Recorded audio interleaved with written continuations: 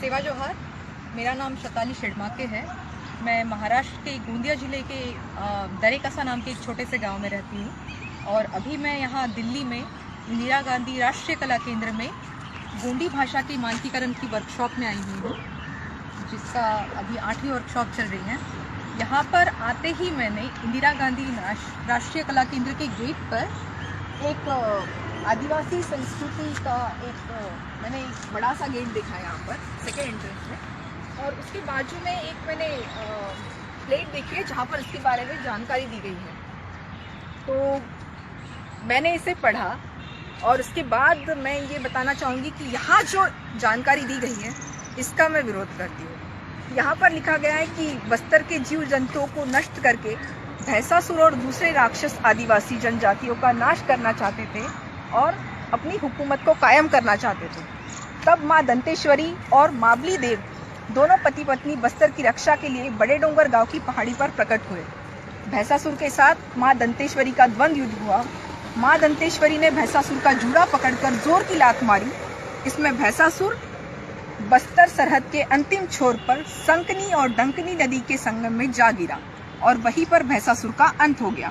इसके बाद माँ दंतेश्वरी दंतेवाड़ा में जाकर पत्थर बन गई और राजा भैरम देव उनका पुजारी बन गया। उस दिन से माँ दंतेश्वरी एवं माबली देव को बस्तर में प्रमुख देवी देवता का दर्जा मिला और आज भी उन्हें प्रमुख देवी देवता के रूप में पूजते हैं। दूसरी बात यहाँ पर लिखा गया है, माँ दंतेश्वरी और माबली देव के 4 पुत्र थे। इन चारों पुत्रों को लिंगोदेव के नाम से जाना जाता है। इन 4 भाइयों के नाम से आंगा खिलौना बनाने के लिए माँ दंतेश्वरी ने आदिवासियों और लोहार जाति के लोगों को आदेश दिया।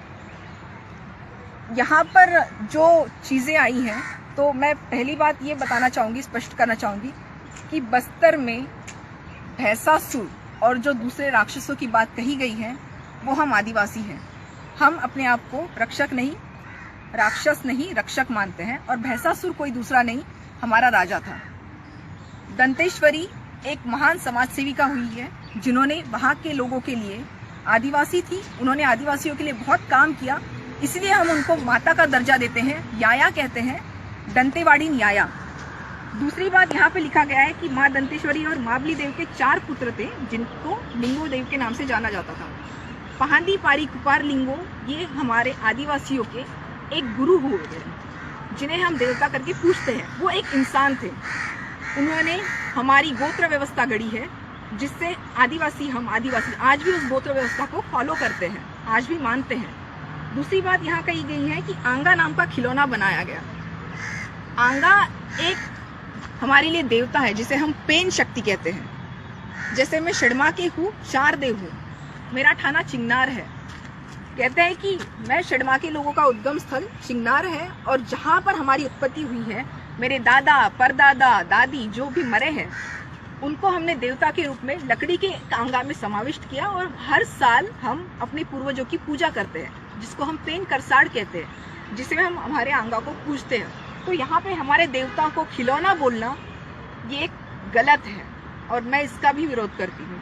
मैं चाहती हूँ कि इस तरह का जो इतिहास की बातें जो गलत तरीके से लिखी गई है, इन चीज़ों को कृपया इस तरह से प्रस्तुत करना बंद किया जाए, क्योंकि वैसे भी हमारे आदिवासियों का साहित्य मौखिक रहा है, लिखित में नहीं ज़्यादा है। तो जिस तरह से ये लिखा जा रहा है या फिर लिखा गया है कि जो गलत धारणाएं हैं वो कृपया दूर होनी चाहिए, इस पर और रिसर्च होना चाहिए और जो सत्य है उसे सामने लाना चाहिए।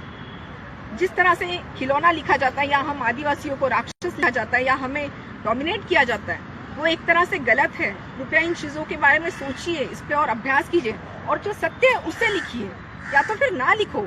हम आदिवासी खुश हैं, हम ज़्यादा पढ़े लिखे नहीं हैं, लेकिन इसका मतलब ये नहीं कि हम लोग गंवार हैं। हमारे पास हमारा प्रकृति का ज्ञान बहुत है, कृपया उसकी रिस्पेक्ट करें। और इस तरह का अगर कोई मेरी बात सुन रहा है तो कृपया इनको हटाकर जो सत्य है उसे लिखा जाए। बस, धन्यवाद।